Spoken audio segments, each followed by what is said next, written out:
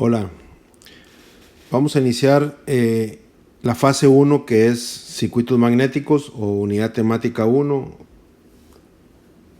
o unidad 1. Siempre me gusta, muchachos, iniciar haciendo la pregunta de la definición de un circuito magnético, pero como la mayoría son nuevos en el tema, hago la analogía preguntando qué es un circuito eléctrico. Y pues en clase las respuestas a veces son muy variadas. Me dicen que un circuito eléctrico es una tarjeta con componentes eléctricos, resistencias, capacitores. Algunos me dicen que me ponen ejemplos de circuitos de aparatos eléctricos, pero realmente hay que separar las palabras. ¿Qué es primeramente un circuito? Un circuito es una trayectoria cerrada que tiene un inicio y un final que generalmente es el mismo. Es una trayectoria cerrada. Aquí está la definición que da el diccionario: circuito recorrido cerrado y generalmente fijado con anterioridad que vuelve un punto de partida. Por lo tanto, un circuito eléctrico será una trayectoria cerrada por la cual circula una corriente eléctrica.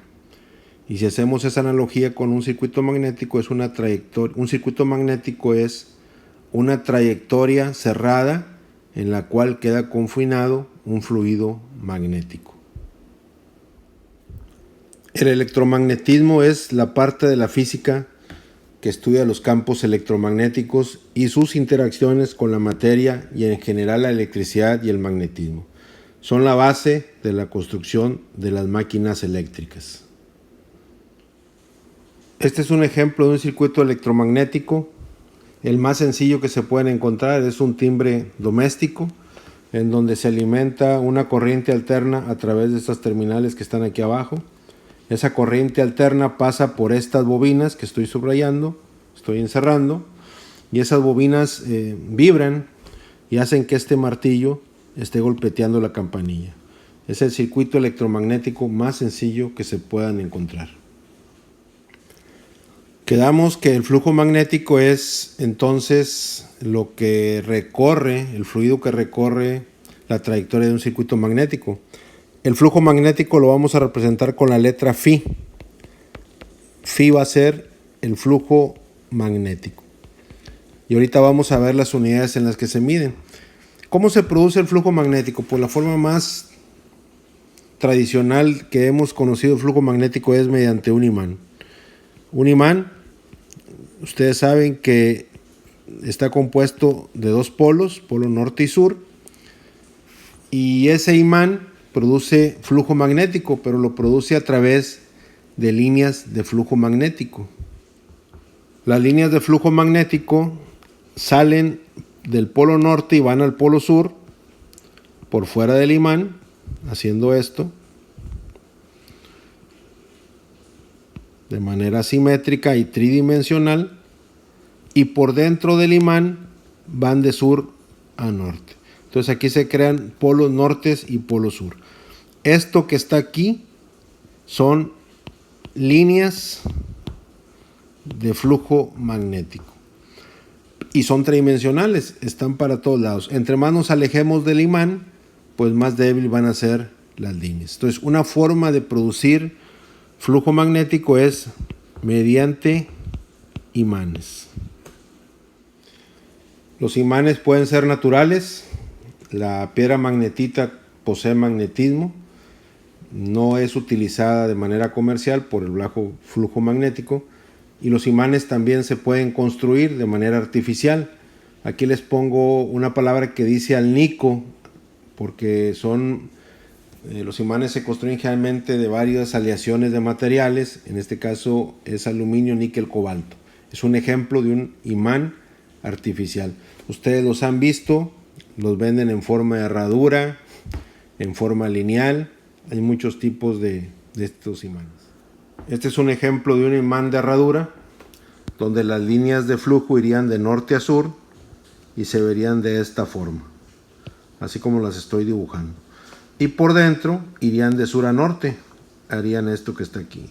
Y si se ven, el flujo cierra todo el circuito, hace esto, cierra todo el circuito. Esto se llama imán de herradura. Aquí abajo está el ejemplo de un imán de barra.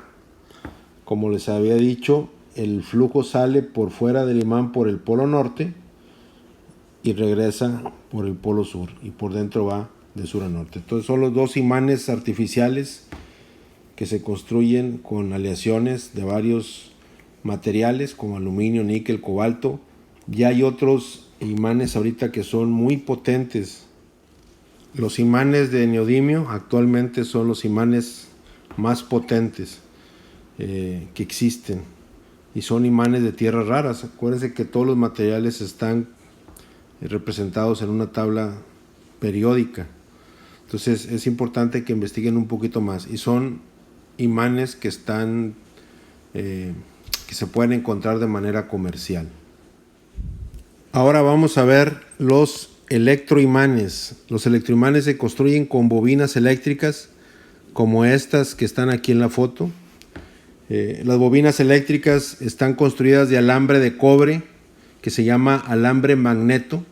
Está arrollado, y en esa bobina se le va a aplicar un voltaje eléctrico. Puede ser de corriente alterna o de corriente directa.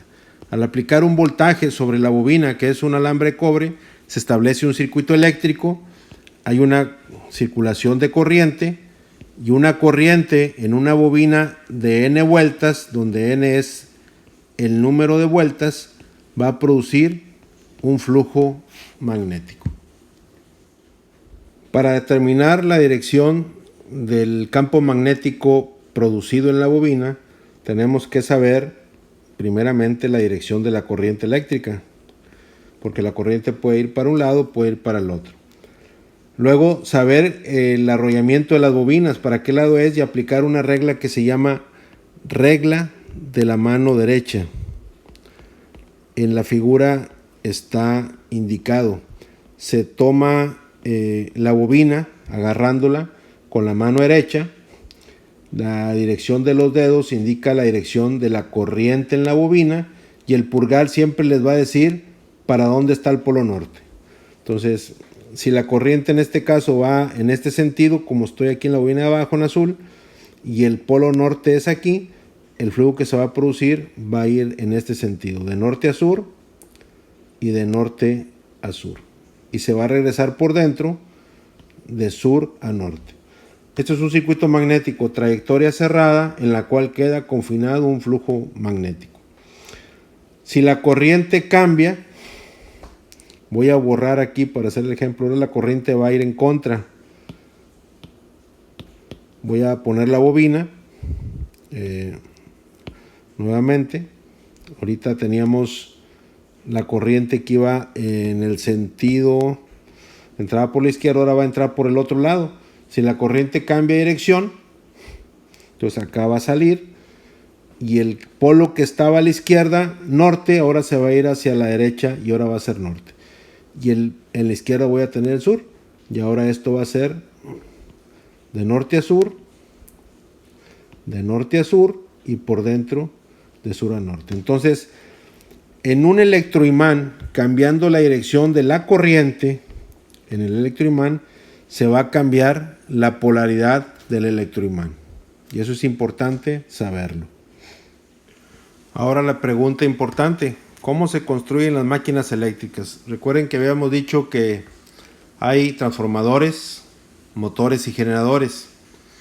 Bueno, la mayoría de las máquinas eléctricas se construyen a base de bobinas, es decir, de electroimanes, como se ve aquí en la foto. Este es un motor de muchos polos, es un servomotor, un imán de corriente directa, pero también hay máquinas que se construyen de imanes permanentes. Sobre todo las máquinas pequeñas se construyen de imanes permanentes. Las máquinas grandes son electroimanes con bobinas, pero también hay máquinas que combinan, sobre todo las máquinas de corriente directa, que combinan parte de la máquina es un imán permanente y otra parte es bobinado, como esta que estoy poniendo en el ejemplo. Nosotros vamos a utilizar el Sistema Internacional de Unidades, en el cual el flujo magnético se mide en Webers. W es, se representa así el flujo. pero es más fácil conceptualizarlo en líneas. Ya vimos nosotros que el flujo se puede ver que se forman líneas. Entonces hay que saber cuál es la conversión entre los Webers, que es una unidad muy pequeña, y las líneas, que es una unidad más grande y fácil de conceptualizar. Un Weber equivale a 1 por 10 a la 8 líneas. Entonces nosotros los problemas los vamos a trabajar en Webers, pero cuando yo les dé un dato se los voy a dar en líneas, o cuando ustedes me expresen un resultado, me lo van a expresar en líneas, que es más fácil la conceptualización. Les voy a dejar una liga de YouTube para que la vean y vean los experimentos que se hacen, donde se comprueba que el flujo magnético se distribuye en forma de líneas en un imán, en un electroimán, en un imán de herradura, para que les quede bien claro. Este es el experimento que van a ver en el video, en donde en una hoja de papel se pone por abajo un imán. En la hoja de papel se le pone limaduras de fierro, rebabas, y esas rebabas se distribuyen teniendo más concentración en los polos, aquí en el polo norte y en el polo sur, y menos concentración en esta parte del medio. Y aquí se ve cómo salen las líneas y van haciendo esto. Lo van a ver con más claridad en el video que les voy a dejar. Una de las ventajas de trabajar electroimanes en lugar de imanes es que en un electroimán la cantidad de flujo depende de dos cosas: de las vueltas de la bobina y de la corriente aplicada. Y es fácil cambiar la dirección del campo cambiando la dirección de la corriente. Y una característica del electroimán es que todo el flujo lo puedo tener dentro de la bobina y puedo tener acceso a él. Mediante en un imán pues no va a poder hacer eso, porque yo no me puedo meter dentro del material para tener acceso a todo el flujo dentro del imán. Las máquinas eléctricas se construyen con núcleos como base que se llaman ferromagnéticos. Este ejemplo que tengo aquí es un núcleo cuadrado de tipo columnas, así se le llama. Y esto que voy a hacer aquí, que estoy rayando esta parte, es porque todos los núcleos de las máquinas eléctricas se laminan, son puras laminitas, no se van a encontrar un núcleo que sea sólido. Entonces cuando yo les ponga un circuito y vean que esta parte está rayada, es porque el núcleo está laminado. Si ustedes consultan núcleos laminados en Google y ponen imágenes, se van a encontrar pues muchas imágenes como esta. Miren, este es un ejemplo de las láminas individuales, como muchas láminas forman el núcleo. Aunque estas son ilustraciones que no son fotos reales, pues estas son las laminitas, todas las laminaciones que se van a encontrar, todos los núcleos. Aquí están todas las laminaciones para construir un núcleo. Generalmente esas laminaciones van soldadas o van remachadas. Aquí ya está un transformador real. Fíjense cómo el núcleo está laminado. Ahí se puede ver el núcleo laminado. Incluso en los rotores de las máquinas también son laminados. No se alcanza a ver mucho, pero son rotores laminados. Ningún núcleo de ninguna máquina se va a construir de manera sólida. Todas van a ser núcleos laminados, y después vamos a ver el por qué. Miren, aquí se ve un transformador donde se ve más claro cómo el núcleo está laminado. Volviendo a nuestro circuito magnético con el núcleo ferromagnético laminado, en este núcleo se va a arrollar la bobina. Aquí estoy arrollando la bobina, y en esa bobina se va a aplicar un voltaje eléctrico. Lo voy a poner aquí con otro color, lo voy a poner en azul. Aquí se aplica un voltaje, puede ser de corriente alterna o de corriente directa. Después vamos a ver cuándo sí, cuándo no. Pero aquí es para nada más ejemplificar que un voltaje en un conductor eléctrico produce una corriente. Ese conductor, que es una bobina, tiene n vueltas, y va a producir un flujo que lo voy a poner aquí en color verde, y ese flujo va a estar dando vueltas en el material ferromagnético. Si la corriente es directa, entonces esta corriente siempre va a tener una sola dirección. Por lo tanto, el campo magnético producido, el flujo magnético producido en el circuito siempre va a tener una dirección.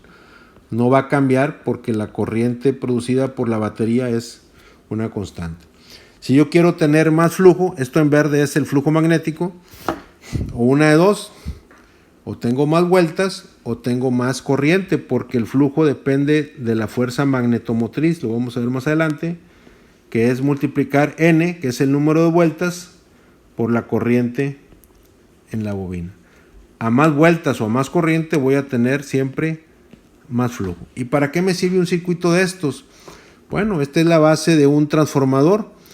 Si en la otra lado, por ejemplo, lo voy a poner aquí en color naranja. Si yo pongo aquí otra bobina arrollada y en esta bobina cambio el número de vueltas que sea diferente al de la bobina primaria, estoy construyendo un transformador. Un transformador son dos bobinas aisladas eléctricamente, pero conectadas magnéticamente a través del flujo que circula por el núcleo ferromagnético. Volviendo al ejemplo anterior, que lo vimos aplicando un voltaje de corriente directa, si ahora la fuente de alimentación es una corriente alterna, lo que va a producir la corriente alterna es que la onda senoidal de voltaje va a estar haciendo que la corriente vaya también de manera senoidal, alternando su dirección para un lado y para el otro. Esto va a ser la corriente. Por lo tanto, el flujo magnético que se va a producir en el circuito también va a ir para un lado y luego va a ir en sentido contrario. Entonces, los circuitos magnéticos pueden trabajar con corriente directa o con corriente alterna. Pero ojo, ahorita les puse el ejemplo del transformador alimentándolo con una fuente de corriente directa. Los transformadores no funcionan con corriente directa y ahorita vamos a ver por qué. Un transformador, les puse ahorita el ejemplo de que si poníamos otra bobina en el secundario, aquí el secundario es el lado, no el principal, el lado que se alimenta en un transformador se le llama primario y el lado donde se induce voltaje se le llama secundario. Para que un transformador, esto es un transformador, funcione, se necesita que se alimente con corriente alterna, solamente. Con corriente alterna funciona, con corriente directa no funciona. Por favor, investiguen un poquito más acerca de eso. Los materiales ferromagnéticos están compuestos de fierro y sus aleaciones con cobalto, tungsteno, níquel, aluminio y otros metales. Son los materiales magnéticos más comunes y se utilizan para el diseño y construcción de núcleos de transformadores y máquinas eléctricas. Para que sepan, a las aleaciones ferromagnéticas en todas se les agrega el silicio.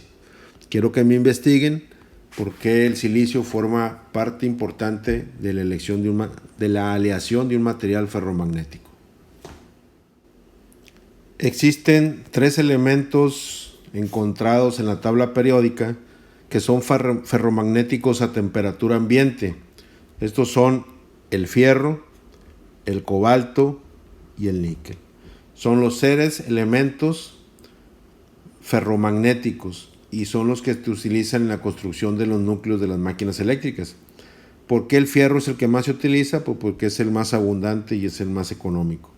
Pero como quiera, en las aleaciones, aparte del fierro, silicio, aluminio, hay cobalto y hay níquel. Son los tres elementos de la tabla periódica que son elementos que pueden conducir el flujo. ¿Por qué se llaman ferromagnéticos? Porque son los elementos que tienen más permeabilidad al paso del flujo magnético. O sea, los que menos oposición dan al paso del flujo magnético. El aire es un material paramagnético, es decir, conduce flujo, pero no es tan buen conductor de flujo como los materiales ferromagnéticos. Entonces, sabemos que en el aire hay conducción de flujo magnético. Como ejemplo tenemos las comunicaciones electromagnéticas, el uso de celulares, la recepción de señales vía satélite, pues son ondas electromagnéticas que pasan a través del aire, pero el aire no es buen conductor. El aire en máquinas eléctricas lo vamos a considerar como un aislante, pero hay que tener cuidado con esta palabra. No es un aislante, es un mal conductor de flujo, pero sí conduce. Si el flujo magnético se encuentra con dos materiales, imagínense que aquí va un flujo magnético, aquí tengo un flujo magnético, y en su trayectoria se encuentra con dos materiales. Voy a poner aquí una barra de fierro y voy a poner acá abajo el aire. Este flujo, ¿por dónde se va a ir? Pues vamos a considerar que el 90%, el 95% del flujo se va a ir por el fierro y solamente un 5% del flujo se va a ir por el aire. Entonces, el aire no es aislante, pero para las cuestiones de cálculos prácticos vamos a considerar, cuando tengamos fierro y aire, que por el aire no va a haber circulación de flujo y por el fierro se va a ir todo el flujo. Es decir, por el fierro se va a ir el 100% y por el aire se va a ir el 0% del flujo magnético. Regresando al ejemplo del núcleo tipo columnas, supongan la bobina que está en la parte derecha, que tiene núcleo de aire.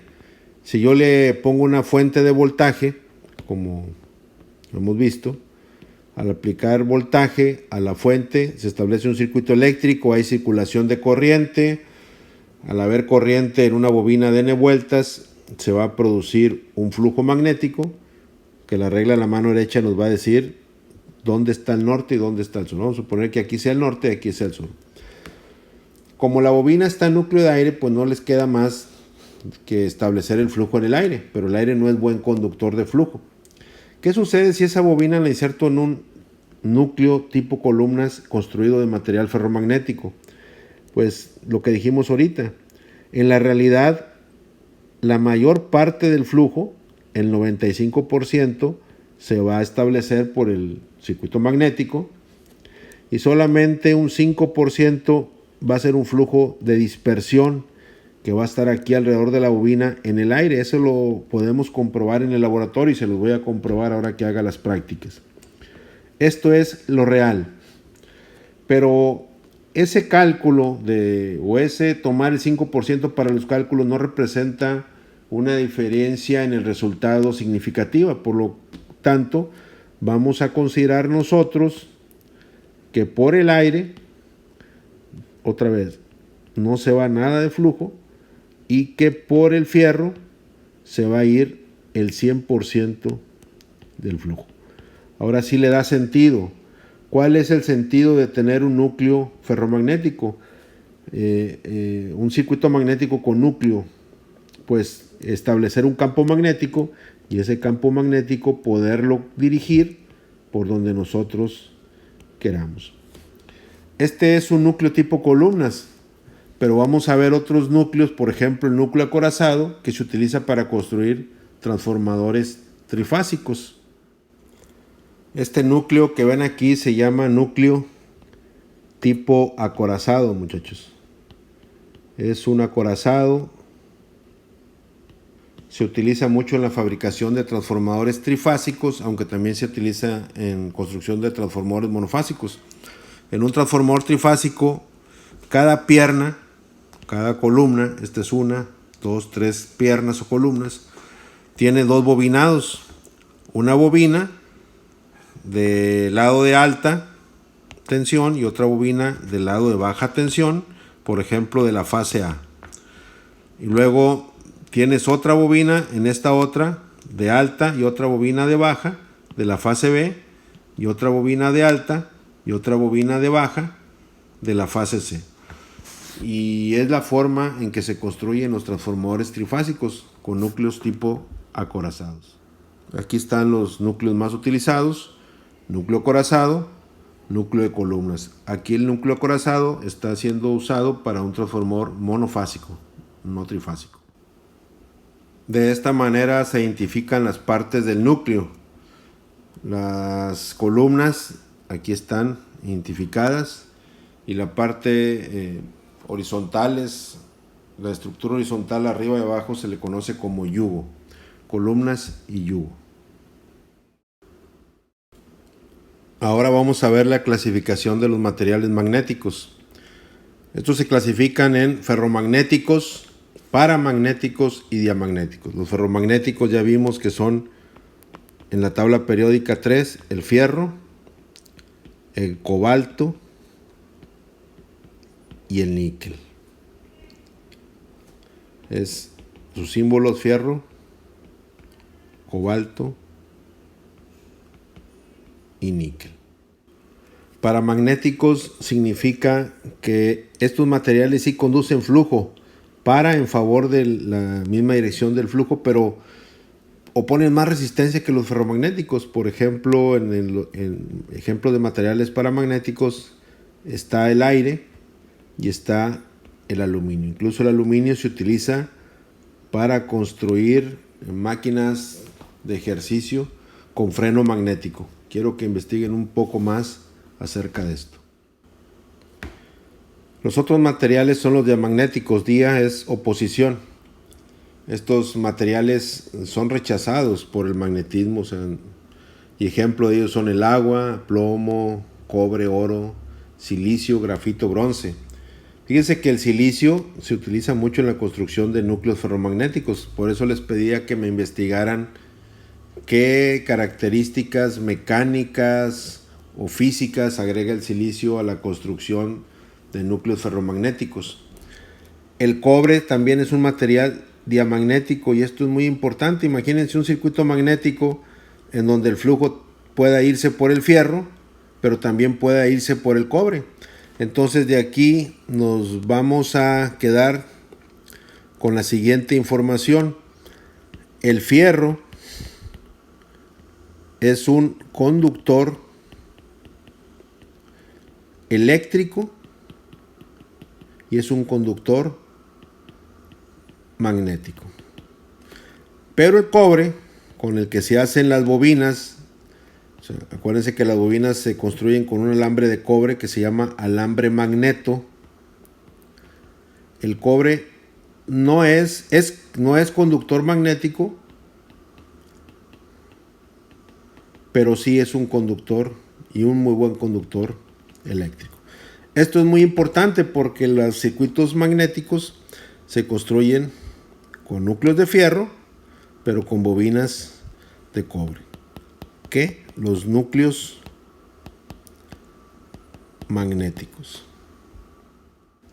Para finalizar esta clase teórica, vamos a ver, en resumen, vimos los diferentes tipos de imanes: los imanes naturales, la piedra magnetita, los imanes artificiales, que son construidos con alnicos, aluminio, níquel, cobalto, o los nuevos núcleos de tierras raras, neodimio, que son comerciales, y los electroimanes, que son los imanes que se utilizan en la construcción de máquinas eléctricas y de transformadores, máquinas eléctricas en general. Vimos también que los materiales ferromagnéticos se construyen con fierro, cobalto y níquel, que son los tres elementos de la tabla periódica que son capaces de conducir flujo magnético sin tantas resistencia a su paso. Pero los materiales ferromagnéticos ahora se clasifican también en blandos y en duros. Los ferromagnéticos blandos son aquellos que se pueden desmagnetizar, y los ferromagnéticos duros son los que no se pueden desmagnetizar. Entonces, para la construcción de máquinas eléctricas vamos a utilizar los materiales blandos, porque tienen que ser magnetizados y desmagnetizados. Y para la construcción de imanes permanentes vamos a utilizar los materiales duros.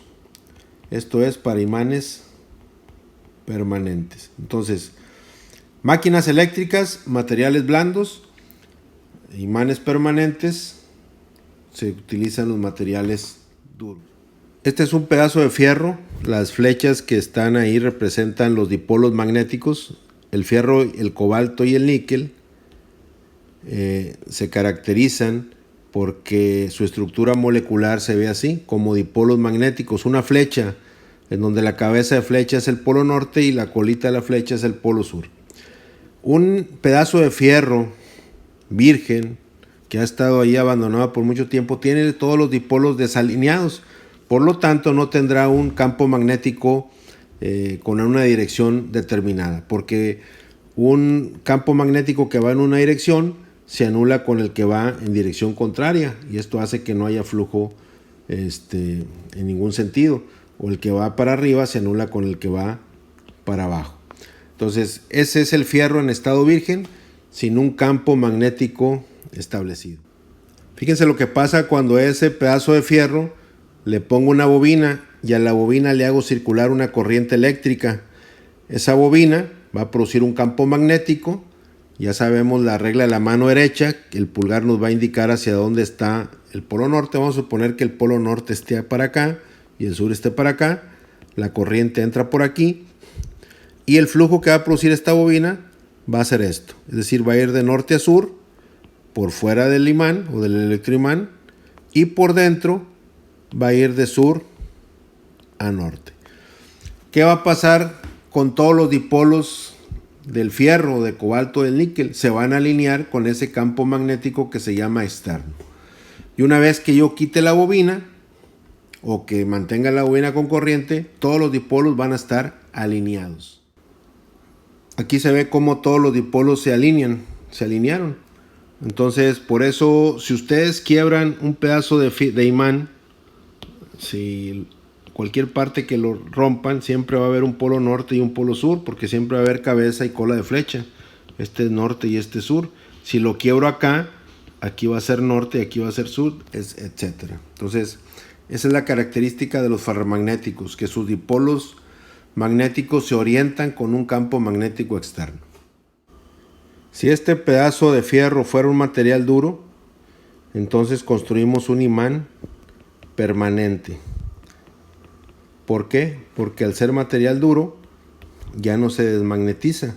Aunque yo quite la bobina, este siempre va a ser un imán norte-sur. Pero para la construcción de máquinas eléctricas no podemos trabajar materiales duros, porque en las máquinas eléctricas, como se utiliza, la mayor parte de las máquinas son de corriente alterna, la corriente cambia de dirección, el flujo cambia de dirección, y un material duro no permitiría que el flujo cambiara la dirección. Más del 95% de las máquinas a nivel mundial son máquinas de corriente alterna. Entonces nosotros aplicamos al electroimán, a la bobina, un voltaje alterno como el que está aquí, con sus ciclos positivos y negativos. Por lo tanto, el flujo que se va a producir va a ir para un sentido cuando el semiciclo sea el positivo, y va a ir en sentido contrario cuando el semiciclo sea el negativo. Entonces, el flujo tiene que estar cambiando. Por eso el material no puede ser duro, tiene que ser un material blando. Entonces, para la construcción de máquinas eléctricas se utilizan los materiales blandos. ¿A qué velocidad va a estar cambiando el flujo de dirección? A la velocidad de la frecuencia de la señal de corriente alterna.